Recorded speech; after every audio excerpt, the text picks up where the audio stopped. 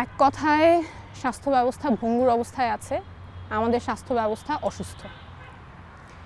আমি যদি আরেকটু ব্যাখ্যা করি, আমাদের কোনো রোগীর যদি জরুরি কোনো পরিস্থিতি হয়, কারো হার্ট অ্যাটাক হলো, কারো স্ট্রোক হলো বা বড় কোনো ধরনের দুর্ঘটনা হলো, তারপরে তার চিকিৎসা পেতে গ্রামাঞ্চলে এমন অনেক জায়গা আছে যেখানে 4 ঘন্টা 5 ঘন্টা লাগবে হাসপাতালে যেতে, এবং সেই 4-5 ঘন্টা কিন্তু তার হাতে সময় নাই। হার্ট অ্যাটাক হলে প্রতিটা মিনিট গুরুত্বপূর্ণ, স্ট্রোক হলে প্রতিটা মিনিট গুরুত্বপূর্ণ। যত দেরি হচ্ছে তার সারা জীবনের জন্য এক পাশ অবশ, নাড়াতে পারবেন না, সেটার সম্ভাবনা বেড়ে যাচ্ছে, মৃত্যুর ঝুঁকি বেড়ে যাচ্ছে।